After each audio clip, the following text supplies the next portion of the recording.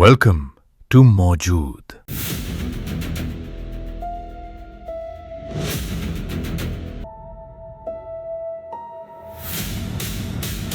रात के 2 बज रहे हैं। पुराने मोहल्ले की तंग गलियों में अब कुत्तों के रोने की आवाज भी बंद हो चुकी है और यही बात डराती है क्योंकि इस इलाके में कुत्ते कभी चुप नहीं होते। मेरे कमरे की खिड़की के बाहर एक पुराना नीम का पेड़ है। हवा चलती है तो उसकी टहनियां कांच पर ऐसी आवाज करती हैं जैसे कोई नाखून से धीरे धीरे दरवाजा खुरच रहा हो। मैं बिस्तर पर लेटा हूं पर नींद कोसों दूर है। अजीब बात है, जब से इस नए घर में आया हूं ऐसा लगता है जैसे कोई मुझे सोते हुए देख रहा है। सिर्फ देख नहीं रहा, मेरे सांस लेने की लय को सुन रहा है और फिर उस लय के साथ अपनी सांस मिलाने की कोशिश कर रहा है। कल रात जब मैं पानी पीने के लिए उठा तो रसोई का दरवाजा आधा खुला था। मुझे याद है मैंने उसे बंद किया था। अंदर गया तो देखा स्लैब पर 3 गिलास सजे हुए थे, बिल्कुल सलीके से, जैसे कोई मेहमान आने वाले हों। गिलासों में पानी भरा था मगर रंग हल्का मटमैला, और अजीब बात यह थी वो पानी हिल नहीं रहा था, जैसे उसमें हवा भी जम गई हो। मैंने वो पानी फेंक दिया और वापस कमरे में आ गया। लेकिन आज रात कुछ अलग है।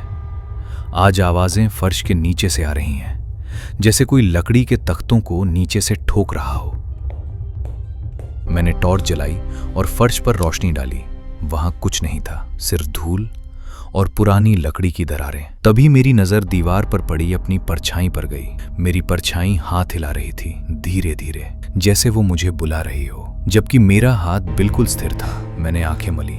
परछाई अब सामान्य थी, शायद वहम। अकेले रहने पर दिमाग खेल खेलने लगता है। मैं करवट बदली और सोने की कोशिश की। अचानक अलमारी के अंदर से कुछ घिसटने की आवाज आई। लोहे की पुरानी अलमारी जिसमें सिर्फ मेरे कोट टंगे हैं। आवाज ऐसी थी जैसे कोई भारी जंजीर फर्श पर रगड़ रहा हो। अलमारी का पल्ला धीरे से खुला, बस 1 इंच। अंदर खूब अंधेरा, पर उसी अंधेरे में मुझे 2 छोटी सफेद बिंदियां चमकती दिखी, जैसे बिल्ली की आंखें। पर वो बिल्ली नहीं थी, क्योंकि वो आंखें चपक नहीं रही थी। उन आंखों के नीचे से एक पतली सी हंसी सुनाई दी, दबी हुई, जैसे कोई अपनी खुशी रोक रहा हो। मैंने लाइट का स्विच दबाया, बल्ब फ्यूज हो गया। कमरा फिर उसी नीली चांदनी में डूब गया जो खिड़की से आ रही थी। अब अलमारी पूरी खुल चुकी थी। मेरे कोट एक एक करके नीचे गिरने लगे, जैसे कोई उन्हें अंदर से बाहर फेंक रहा हो। और फिर एक हाथ बाहर निकला, दुबला पतला, पीला, बहुत लंबा।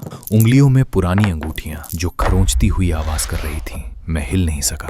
मेरा शरीर जैसे बिस्तर से चिपक गया हो। वो हाथ रेंगता हुआ मेरी तरफ बढ़ा। उसकी उंगलियां फर्श पर ऐसे चल रही थीं जैसे मकड़ी चलती है। तभी मेरे कान के पास एक फुसफुसाहट हुई, जगह कम है। आवाज बूढ़ी और कांपती हुई थी, थोड़ी जगह मुझे भी दे दो। मेरे बेड का गद्दा एक तरफ से नीचे धंसने लगा, जैसे कोई भारी चीज चढ़ रही हो। मैंने चादर चेहरे तक खींच ली।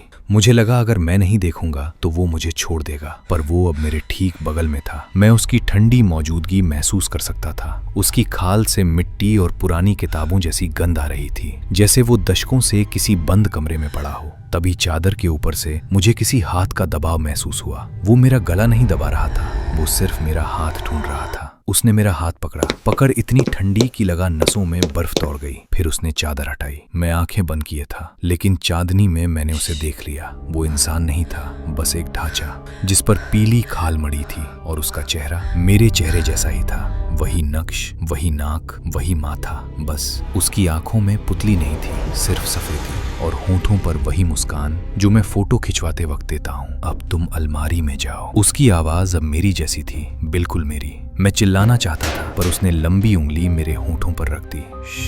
पड़ोसी जाग जाएंगे। फिर वो उठा, अलमारी से मेरा पसंदीदा कोट निकाला, पहना, आईने में खड़ा हुआ, बाल संवारे, मेरी घड़ी पहनी, मेरा फोन उठाया और मेरी तरह मुस्कुराया। मैं बिस्तर पर था पर बोल नहीं पा रहा था।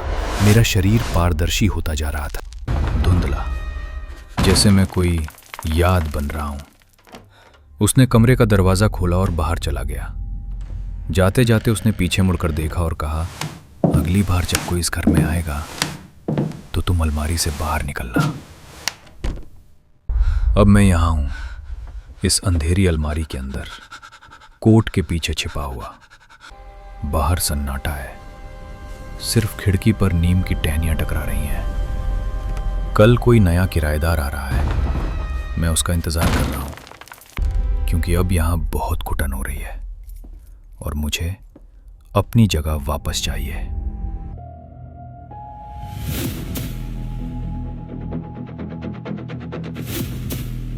जो